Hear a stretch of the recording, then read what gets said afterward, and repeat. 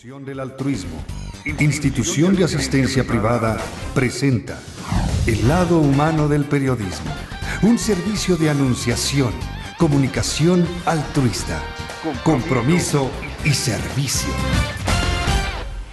Hola, ¿qué tal? ¿Cómo están todos ustedes? Me da mucho gusto saludarles. Esto es Anunciación TV y vamos a conocer lo que se hace en el estado de San Luis Potosí, lo que hacen las organizaciones no lucrativas en ese estado, cuál es la ley que les rige, cómo se organizan, quién las supervisa y anima, porque no solo se trata de supervisar, sino también de animar y de acompañar en la proyección hacia adelante. Vamos con Carlos Gil Cabello, él es director de Gestión y Participación Social del Sistema DIF estatal de San Luis Potosí. El DIF es el Sistema para el Desarrollo Integral de la Familia, las siglas son DIF, DIF, y allá en San Luis Potosí nos saluda Carlos Gil Cabello. ¿Cómo estás, Carlos? Gracias por recibirnos.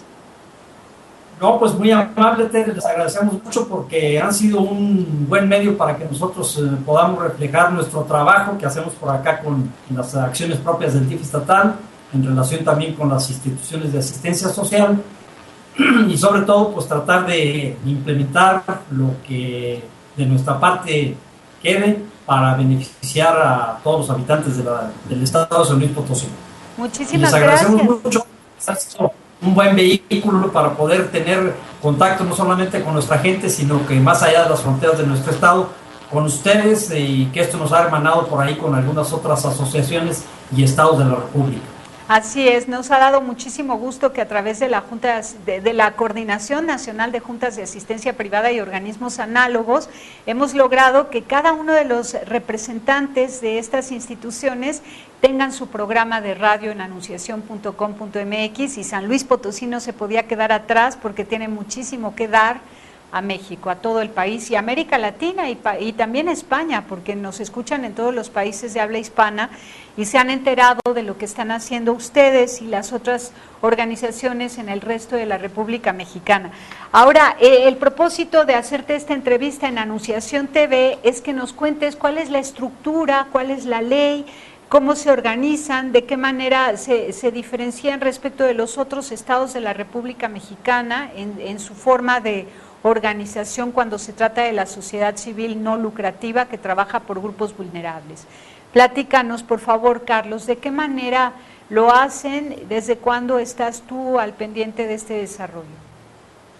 Bien, el estado de San Luis Potosí en particular, claro, con las diferencias que existen en relación a algunos otros estados, hay una ley de asistencia social que rige para el estado de San Luis Potosí y sus municipios.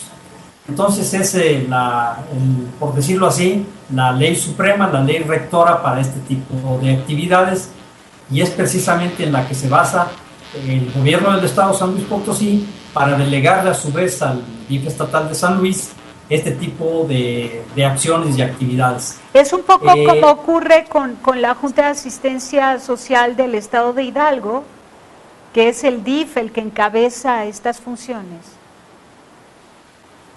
Así es, solo que el estado de Hidalgo como tal sí tiene, además de tener el DIF estatal, que es el rector también de la asistencia social en el estado de Hidalgo, pero ahí sí tienen una junta de asistencia privada.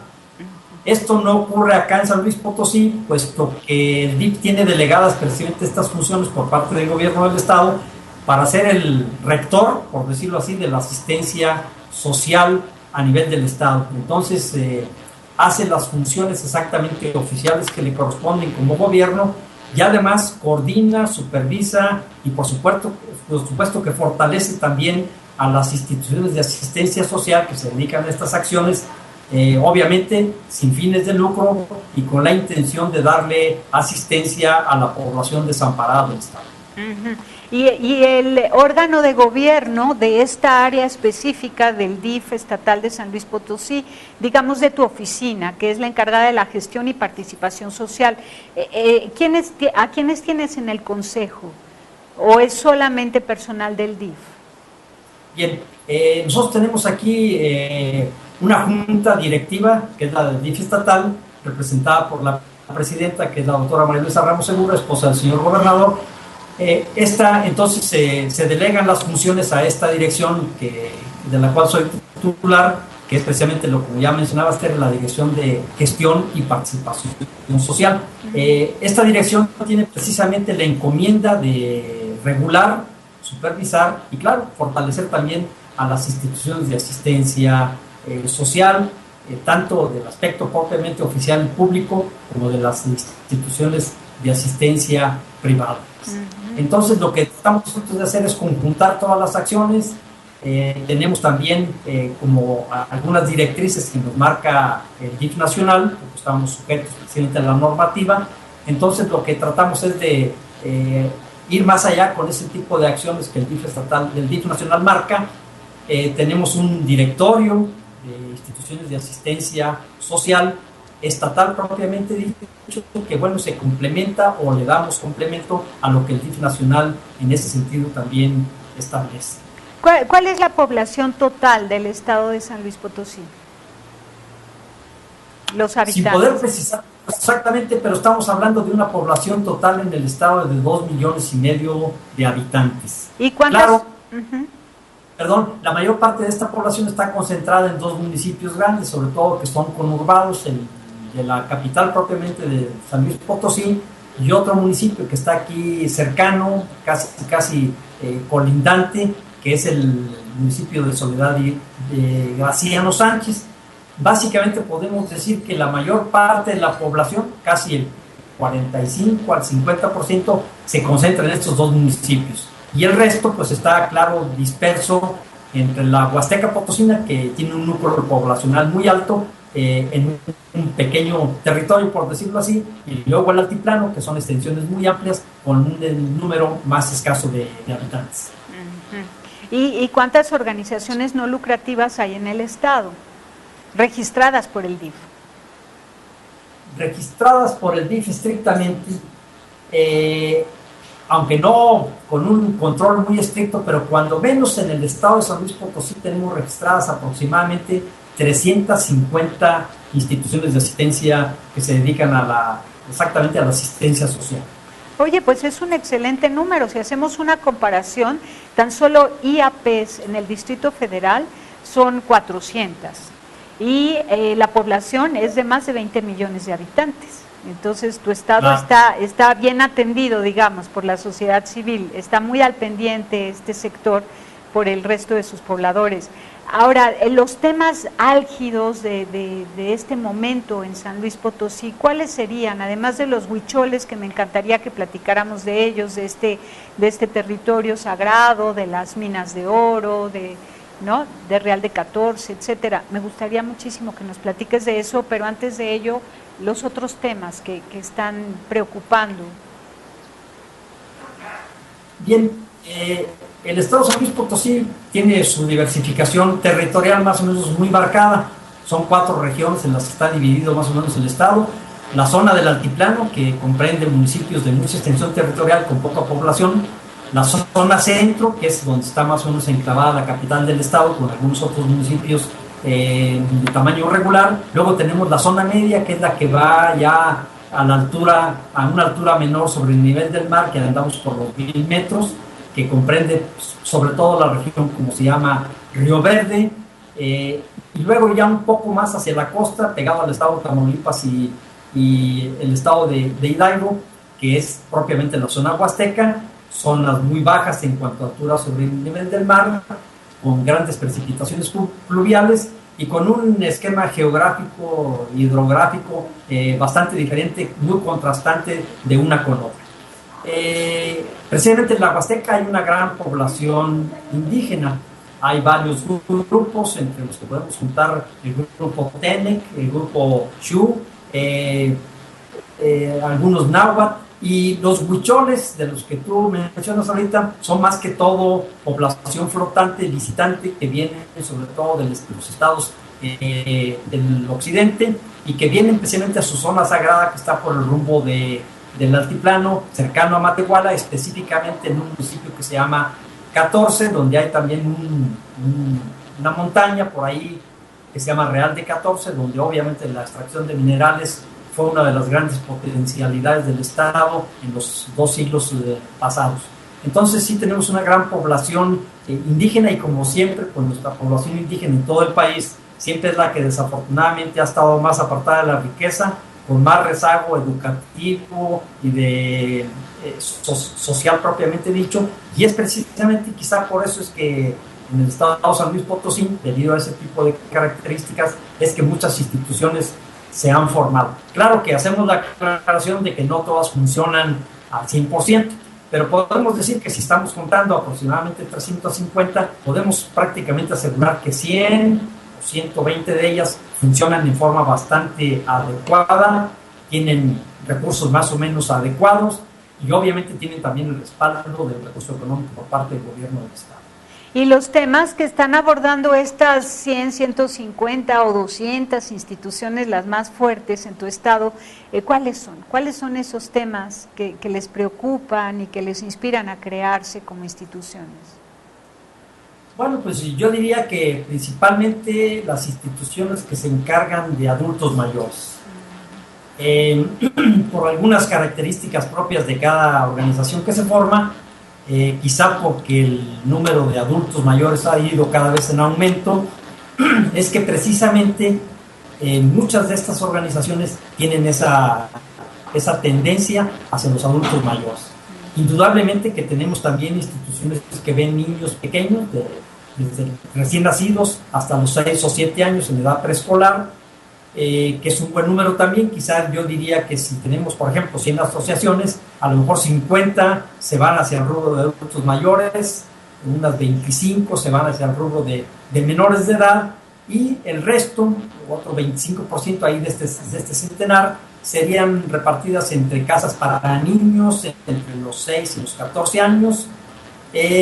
También grupos muy importantes ahora que ven lo que se llaman los anexos, que ven sobre todo población con problemas de adicciones. Esto quizás ha sido uno de los grupos que ha ido creciendo últimamente, sobre todo en los últimos 4 o 5 años. Exacto. Ahora, de migrantes e indígenas, ¿qué me dices después de un corte? Vamos y volvemos contigo.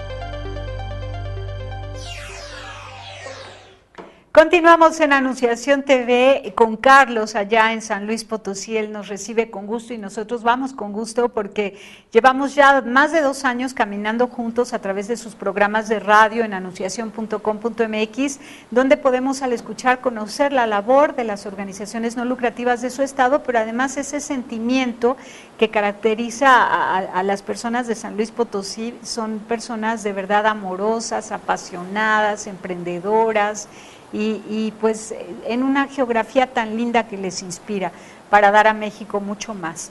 Así que, Carlos, yo te pregunto, los indígenas de tu estado, ¿cómo están siendo atendidos? Y los miles y miles de migrantes que pasan por ahí, o gente del mismo estado que por quedarse sin trabajo o por la erosión de la tierra y ya no poder trabajarla, han tenido que emigrar a Estados Unidos. ¿Qué se hace por sus familias?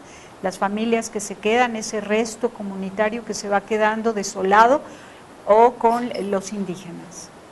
Bien, pues sí, ya como comentábamos, Tere, hay mucha población indígena en nuestro estado, sobre todo confinados más que todo a la región huasteca, que fue donde estaban los grupos primitivos, y claro, esto ha sido pues todavía un rezago bastante importante de población indígena, y desafortunadamente por los avatares propios de las políticas que se han implementado, es que este tipo de población indígena siempre se nos ha quedado rezagado en todos sentidos. Precisamente uno de los eslogan o el eslogan principal del actual gobernador del estado de San Luis Potosí es que este es un gobierno para todos, o sea que intenta tratar de que no solamente se beneficie a los grandes centros urbanos, sino que precisamente vaya hacia los centros donde hay población indígena, que es la más desprotegida. Precisamente quizá no es muy relumbrante el quehacer del gobierno del estado, porque de repente hay obras muy aparatosas en centros urbanos, pero aquellas obras importantes como son de infraestructura, de tener drenaje, de tener agua potable, de tener electrificación, de tener algunos medios de empleo propios a la idiosincrasia de cada uno de estos grupos indígenas, es que el gobierno ha implementado mucho de los recursos estatales precisamente a estos grupos. Y también no se podía quedar atrás, obviamente, la política que el jefe estatal establece en ese sentido. De hecho, las instrucciones que tenemos de nuestra presidenta, pues es tratar de ver exactamente los grupos más marginados. Y sabemos que los más marginados, aun cuando hay de todos, los grupos indígenas siempre se nos quedan más atrás. Así que estamos tratando precisamente de beneficiar hasta donde sea posible a ese grupo poblacional. ¿Aprovecharías este espacio para invitar a los líderes sociales de tu estado a que creen nuevas instituciones y que apoyen los proyectos de gobierno en favor de los indígenas? Indudablemente, es uno de los compromisos más importantes que tenemos, y precisamente dada esas características de estos grupos indígenas, pues nosotros precisamente invitaríamos a que estos recursos, tanto de las instituciones de asistencia privada no gubernamentales y los gubernamentales, pues sean canalizados precisamente a donde precisamente están más rezagadas este tipo de acciones con nuestra gente. Que, por ejemplo, podría ser incentivar la educación, la comercialización de sus artesanías o comercialización de sus productos agrícolas. ¿Podría ser eso? Sí, definitivamente. Buscarles algunas fuentes de empleos y también tomar en cuenta su idiosincrasia, porque muchas veces tratamos de imponer conductas, por ejemplo, europeas o de países anglosajones en regiones donde definitivamente no se dan ese tipo de situaciones. Tenemos que tratar de adaptarnos a sus condiciones propias de vida, y luego quizá que vayan evolucionando de alguna manera, no tanto por cambiarlos, sino por mejorar sus condiciones de vida. Exacto, entonces, por darles lo que ellos anhelan tener y que no han podido por falta de alianzas con el resto de la sociedad, ¿no? Definitivamente, porque los hemos relegado consciente o inconscientemente, así es. Y con los migrantes. Sí, a eso iba precisamente. Nosotros en realidad no tenemos un cúmulo de migrantes como una población flotante activa en nuestro estado. De hecho, somos un estado en el que simplemente son de tránsito. La gente que viene de Sudamérica, de Centroamérica o incluso de nuestro país, del sureste, en realidad toman a San Luis Potosí simplemente como un filtro, como un paso para llegar a la frontera norte. Aquí en San Luis Potosí la iglesia tiene una casa que se llama del migrante, a la cual se le ha fortalecido mucho por parte precisamente de la Iglesia Católica, pero el Estado en sí, el Estado de San Luis Potosí y en particular el DIF, no han sido ajenos a este desarrollo que ha tenido. Te puedo decir que hace precisamente aproximadamente 1 año y medio se dio un terreno con algunas transacciones con algunos particulares, se hizo una ubicación más o menos adecuada de una casa, se le dieron algunas adaptaciones, no tanto para que los migrantes lleguen a vivir allí, simplemente para darles un respiro en su transitar, darles un poco de alivio, tanto desde el punto de vista físico y espiritual, que es lo que hace la iglesia. Y además te puedo decir, hasta quizá resulte un poco curioso esto, pero precisamente la casa del migrante está a unos escasos metros de la vía del ferrocarril que recorre precisamente de sur a norte. Esto con la idea de facilitarles un poquito los trámites y el acceso hacia su lugar de destino. Te puedo decir que cuando menos la casa del migrante, aunque sea una población muy variable, pero mínimo están albergando ahí en forma rutinaria y rápidamente a unos 300 migrantes prácticamente de diario. Fíjate, qué importante y qué bueno que ustedes estén al pendiente de las necesidades, de las acciones de esta institución y de las necesidades de los migrantes, para que el mismo gobierno a nivel federal se entere de estas situaciones de vida y ayude realmente a los migrantes a llegar a su destino. Ojalá que vayamos prosperando en ir borrando fronteras y dejar el libre paso a los seres humanos para que encontremos pues mejores formas de vivir. Y paz, sobre todo mucha paz, porque vaya situaciones de violencia y de violación a los derechos humanos de los migrantes, cuando ellos están huyendo solamente de una situación de pobreza y de injusticia social en busca de oportunidades de trabajo para poder tener lo necesario para su familia. Pues qué importante, porque ciertamente San Luis Potosí es un lugar que llama la atención también por eso, porque es de tránsito para migrantes que vienen de Centroamérica. Ahora, dime, ¿qué es lo que más te ha gustado de estar a la cabeza de esta oficina y enterarte de todo lo que hacen los líderes sociales de San Luis Potosí?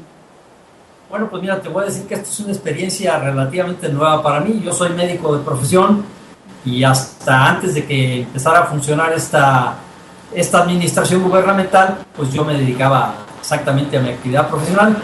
Pero por las relaciones tanto con la señora presidenta de nuestro DIF estatal como el señor gobernador, pues tuve la fortuna de que me invitaron a colaborar en una actividad como esta, de la cual yo no tenía mayor conocimiento. Sin embargo, ha sido una experiencia muy enriquecedora y sobre todo que he encontrado gente que ha tenido ya una gran trayectoria en esto, con una vasta experiencia, como Carmen Suárez, que es la coordinadora de instituciones de asistencia social. Entonces hemos encontrado un equipo aquí, un terreno fértil como para poder facilitar precisamente estas actividades hacia el interior de nuestro estado. Por otra parte, te hago mención de que el señor gobernador, por ejemplo, es nativo de una parte de la región del Altiplano y nuestra presidenta nativa de una parte de la región de la Huasteca. Entonces, como que esas dos voluntades han confluido como para que no se beneficie solamente una parte, sino que a todo el estado en sí.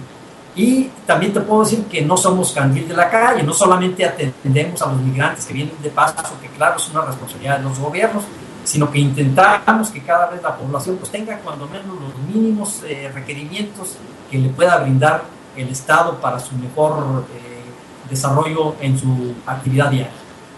Qué bien, muy bien. Ahora cuéntanos alguna historia donde la iniciativa de una organización no lucrativa ha sido generar los espacios para el desarrollo de cada uno de los miembros de una familia y una comunidad, de manera que no es algo meramente de asistencia, que también es necesaria en momentos críticos en la historia de un pueblo, de una familia, de una persona, sino que además de asistir, ha creado el ambiente necesario para que haya el despliegue y un porvenir para cada miembro de esa comunidad.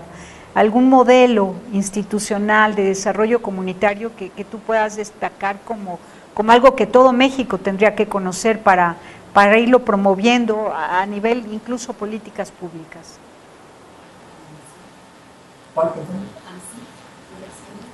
Bueno, aunque AMSIF no es una institución exactamente aquí de nuestro estado propiamente dicho, sin embargo, bueno, ellos con la visión global e integral que tienen de atender a la familia, no solamente desde el punto de vista asistencial propiamente de recursos materiales, sino también de recursos espirituales y sociales propiamente dicho, pues bueno, creo que sería como un ejemplo de lo que pueden hacer algunas instituciones en este sentido.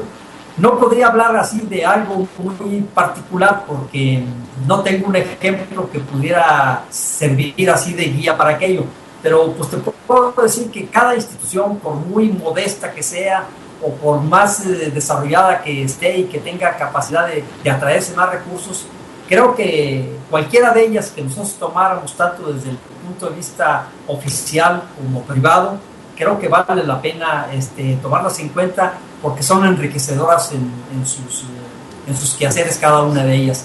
Te puedo comentar así brevemente que, por ejemplo, el DIF estatal tiene una casa de niños de 6 a 14 años, otra de niñas también de 6 a 14 años, tenemos una casa cuna que atiende niños desprotegidos desde el nacimiento hasta los 6 años cuando menos, y que tenemos un consejo de adopción que tratamos de que aquellos niños que han sufrido este tipo de disgregación familiar sean trasladados cuando menos a un hogar, si no biológico, cuando menos de adopción, que le pueda dar un espíritu de vida más importante. Tenemos también un instituto que se llama Temazcali, que atiende problemas de tipo de adicciones principalmente, con una capacidad muy importante porque cuando menos se atienden 5 consultas diarias. Tenemos una unidad terapéutica de estancia para pacientes con problemas agudos de adicciones, cuyas estancias son de 3 a 4 meses cada uno, tanto para adultos de mediana edad, de ambos sexos.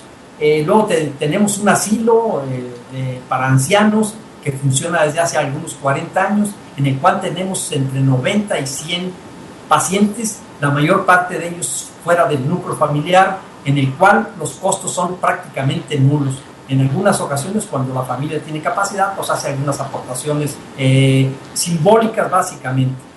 En fin, que creo que lo que tenemos es enriquecedor en ese sentido. Si bien es cierto, no son modelos perfectos, más bien son perfectibles, pero así como la sociedad civil tiene ejemplos muy importantes, como por ejemplo, hay alguna asociación acá que se llama APAC, que ve niños con problemas de daño cerebral, AMAN, que ve atención a niños con cáncer. Tenemos un ejemplo muy importante de una persona que ya avanzada de edad se puso a estudiar abogacía, tiene una casa en la que atiende a personas, sobre todo mujeres principalmente, que por alguna causa han tenido que estar en reclusión carcelaria. Ella, desde que están en esa situación, les ofrece apoyo espiritual, les ofrece apoyo jurídico, y una vez que salen de aquella situación crítica, las atienden, las asisten, les da algún oficio para reintegrarlas, si no a una vida totalmente normal, cuando menos cercana a ella. En fin, que te diría que no podría yo poner un ejemplo específico, sino que te daría una gama así muy amplia de instituciones, tanto oficiales como privadas, que desarrollan una actividad realmente necesaria y que cumple una función social muy enriquecedora.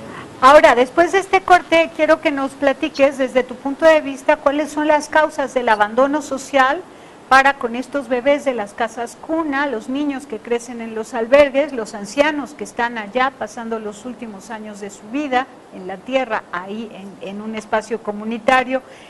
¿Cuáles son las causas del abandono social y de la violencia en contra de las mujeres y las adicciones? Vamos y regresamos contigo.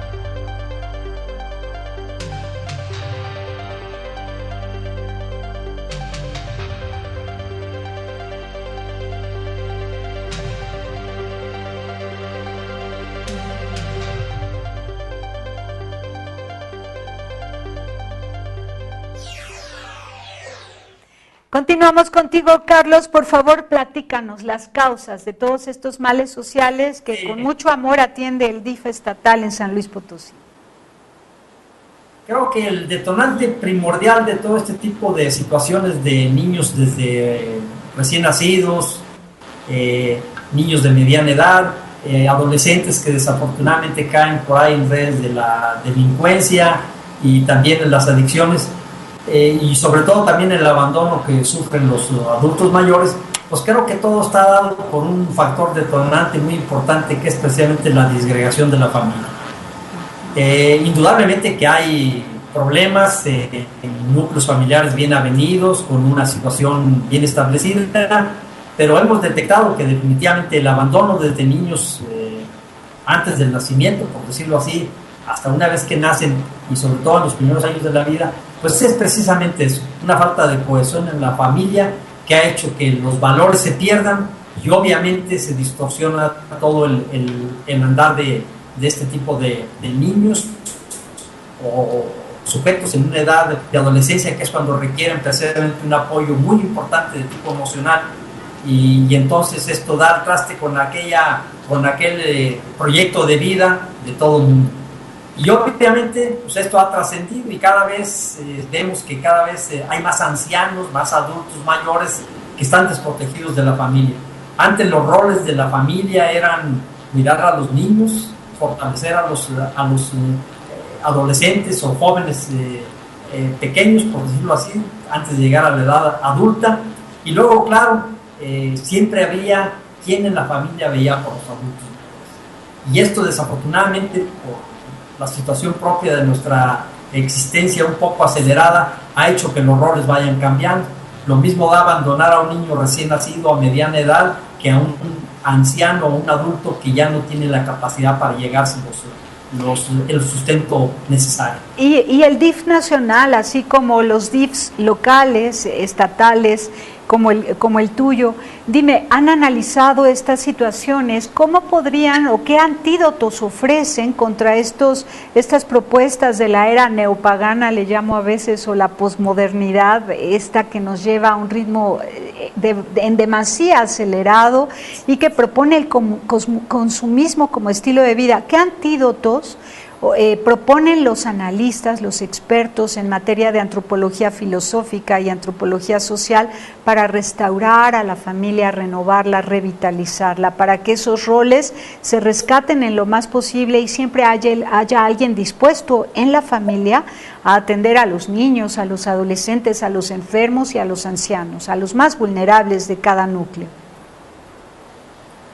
Bueno, pues definitivamente yo creo que ningún gobierno, por más despegado que esté de su acción, ha dejado de lado precisamente la acción que va encaminada precisamente a fortalecer a la familia como un núcleo primordial para poder tener un desarrollo normal y armónico. Entonces, ¿qué te respondería yo en ese sentido? Pues que creo que los esfuerzos que cada gobierno hace, cada institución, como en este caso los DIF estatales, y es también la intención del DIF nacional, pues crear políticas como esto de fortalecer los derechos humanos, no solamente del adulto mayor, de la edad media y de los niños. Claro que debido precisamente a la disgregación familiar, es que los gobiernos han intentado que precisamente los derechos de los niños, las niñas y los adolescentes pues sean los que estén fortalecidos. Si nosotros le damos un factor educativo adecuado a los niños, si le damos un sustento material para su vida diaria, pues creo que sería más sencillo para los gobiernos incluso hacer este tipo de labores preventivas que ya precisamente de correcciones, porque siempre los factores correctivos salen más caros que los aspectos preventivos. Entonces, un asunto importante es garantizar la escuela para los niños, garantizar la permanencia en el colegio, evitar la deserción escolar. ¿Qué otras acciones? ¿Qué otras acciones sumadas a esta para garantizar la unidad familiar y evitar entonces que haya adicciones, violencia y abandono? Sí, definitivamente. Yo creo que aquí van conjuntadas siempre los factores educativos con el aspecto pues, de satisfactores de primera necesidad, como es la alimentación.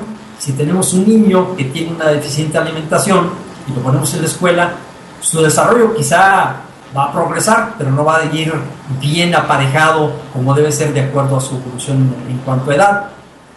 Por otra parte, si tenemos un niño perfectamente sano, pero no le fortalecemos el aspecto educativo, pues tampoco se van a complementar. Entonces creo que estos factores de educación y de facilitarle los nutrientes en forma adecuada, creo que sería una acción importante. Ahora, por más que se diga y que estemos hablando acá desde el órgano oficial, creo que los valores espirituales y morales en la sociedad son importantes. Si nosotros nos apartamos de estas líneas de conducta y a veces que parecen aberrantes pero que son tradicionales, creo que es una manera de poder fortalecer este tipo de acciones.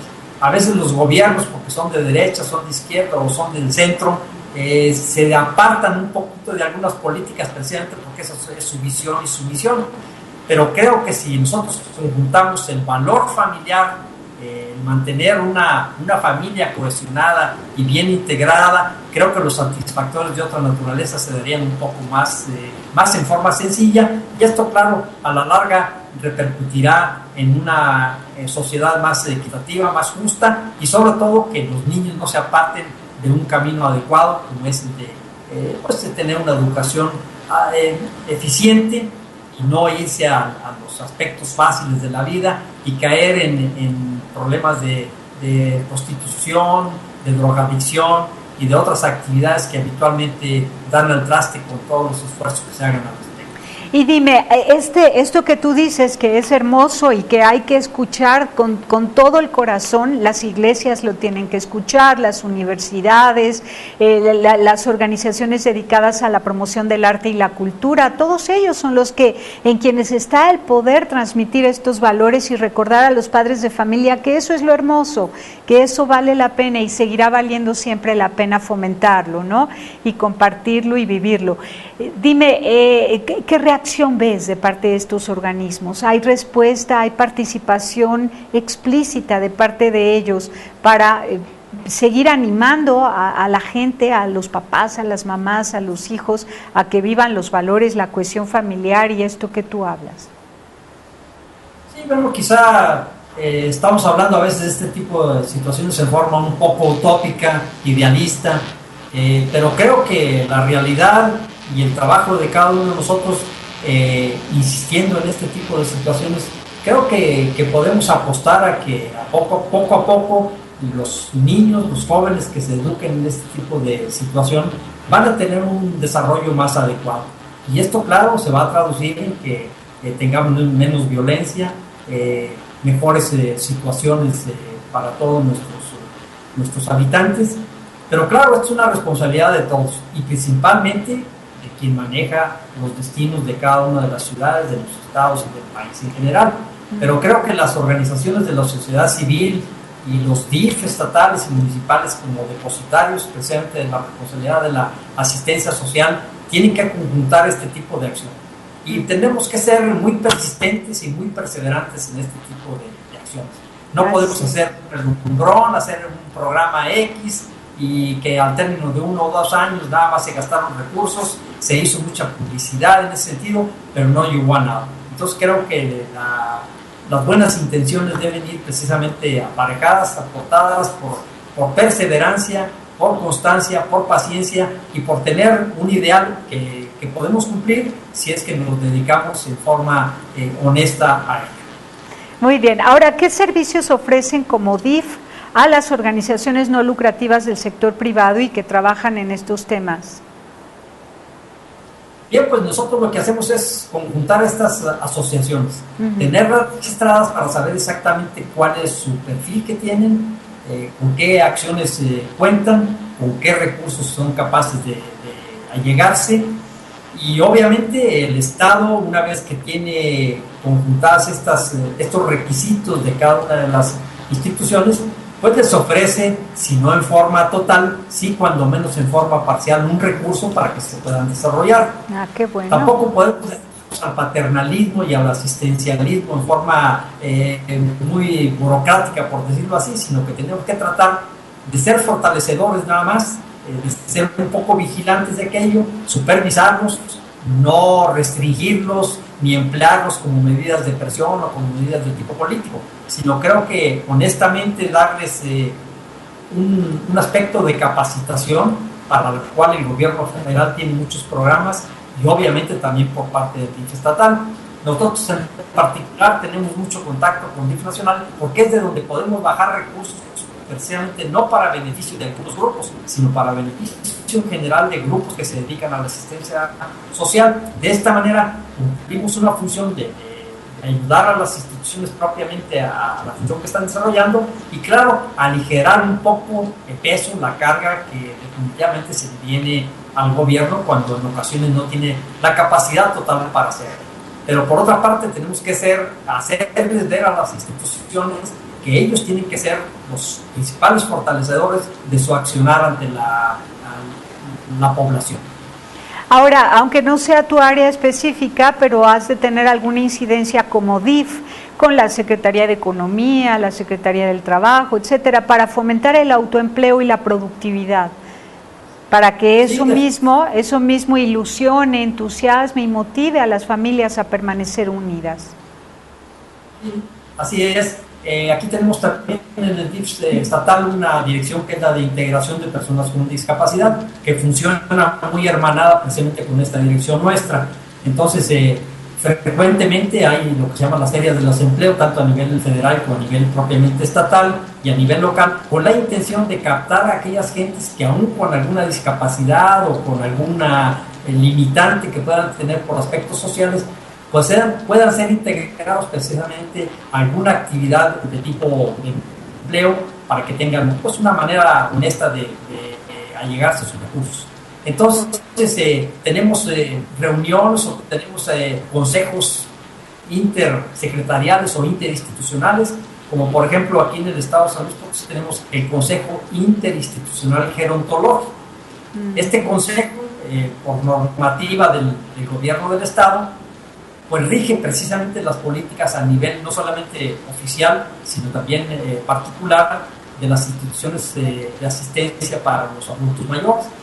Y así también tenemos, por ejemplo, lo hemos creado a iniciativa precisamente de la Secretaría de Salud en colaboración con el DIF estatal, un consejo interinstitucional también de prevención e investigación acerca del suicidio.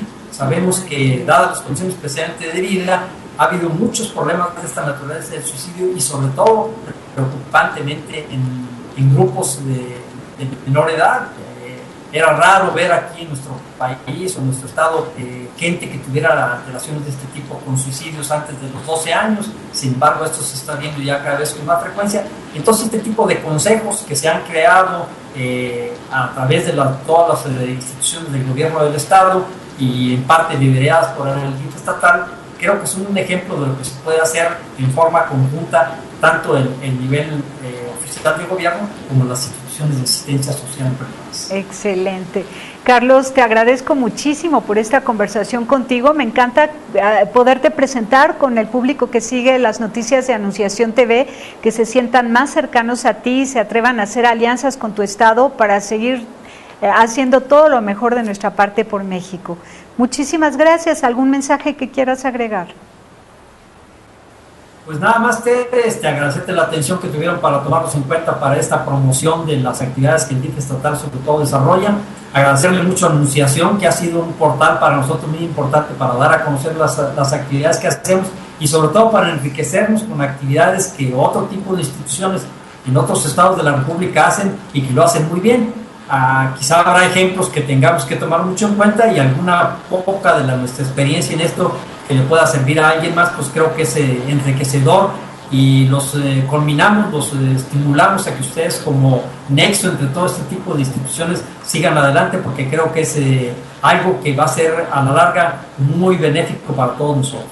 Muchas gracias, muchísimas gracias, Carlos. Un abrazo muy fuerte. Gracias. Igualmente, Tere, para ti, para Jesús Arizmendi y también de parte de Carmen Suárez, que ha sido una gente que ha estado muy al pendiente de estas acciones y que es prácticamente el nexo que han tenido con ustedes y con muchas otras instituciones a nivel de la República Mexicana. Así es.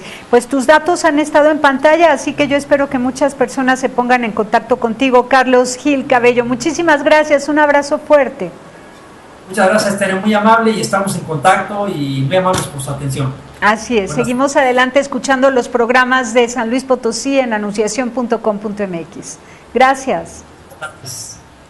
Pásela bien haciendo el bien. Hasta la próxima.